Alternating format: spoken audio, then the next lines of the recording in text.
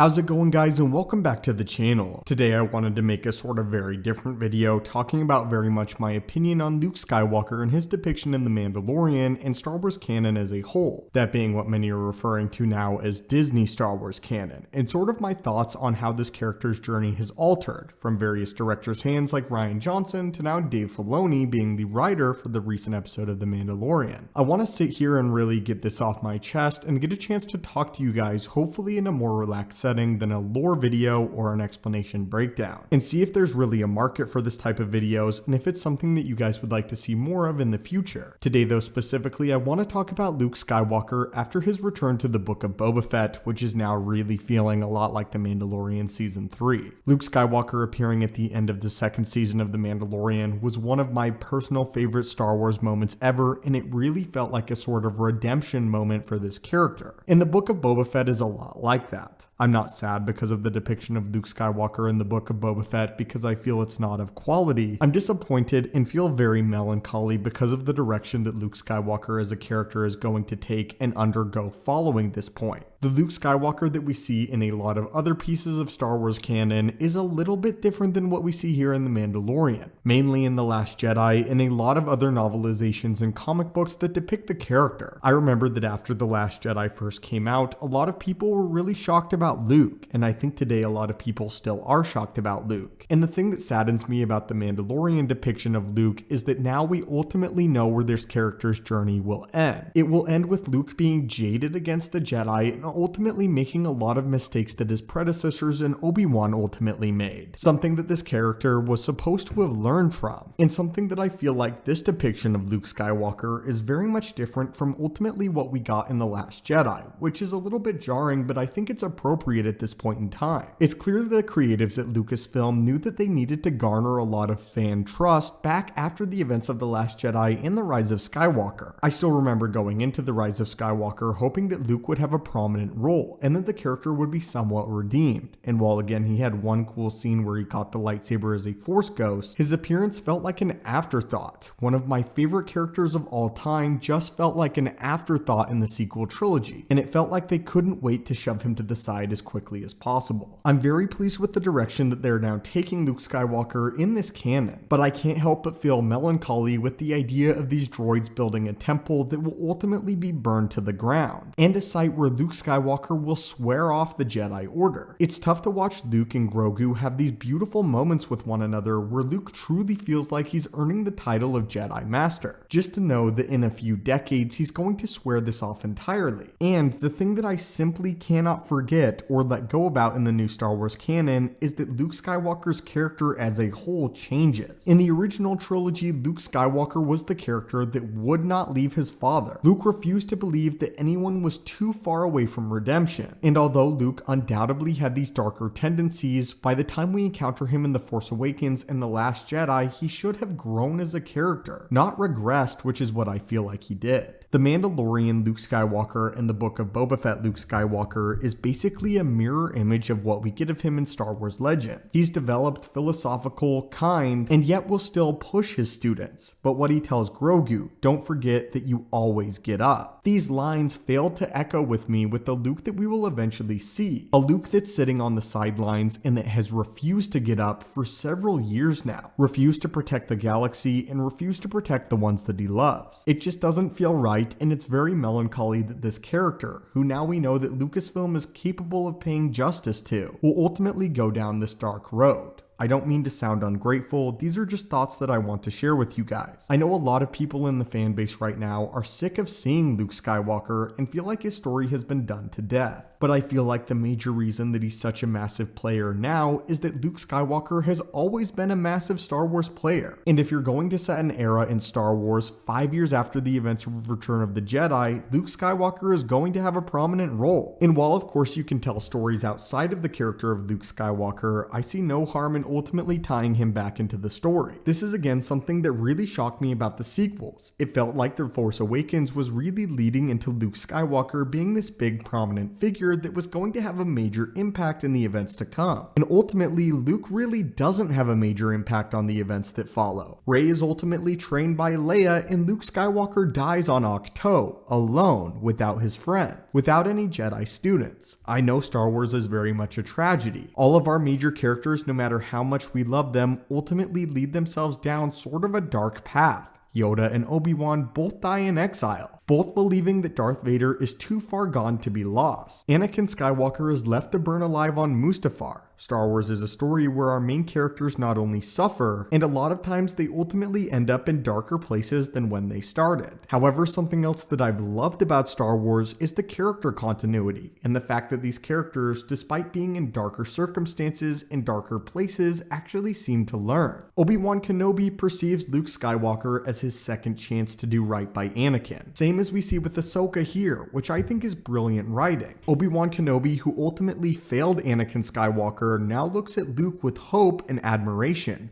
Hope that Luke can be what Anakin was never able to, a lot of times because of Obi-Wan's shortcomings. And now Ahsoka, who has all of these perceived shortcomings with Anakin, although I would argue that her shortcomings with Anakin are few and far between, but she now has this opportunity to do right by Luke. This is wonderful storytelling, and I think it's okay to not have a perfect Luke in the sequel trilogy, but I need that character to have continuity from what we see now and what we've seen all through the original trilogy. And it just ultimately saddens me that the Luke Skywalker that we see here is headed down that path. A good friend of mine made a really good point recently about the character of Luke Skywalker when talking about Spider-Man No Way Home. When Tobey Maguire shows up in Spider-Man No Way Home and reveals a lot of the suffering and hard times that he's had, it makes sense, and you feel for that character. Still though, what he tells Tom Holland's Spider-Man is that being Spider-Man is important and is about helping others. They save everyone because that's what we do. If this was written by other people and it was handled in the same way that the Star Wars sequels were, Tobey Maguire would have walked through that portal in Spider-Man No Way Home and told Tom Holland to give up, and that it wasn't worth being Spider-Man anymore. It just wouldn't have been in line with who the character is at all. And while I'm ecstatic and absolutely over the moon that we get to see Luke Skywalker here, and Luke Skywalker handled with respect and appropriately, it still ultimately saddens me to see the Jedi Temple being built that I know that will ultimately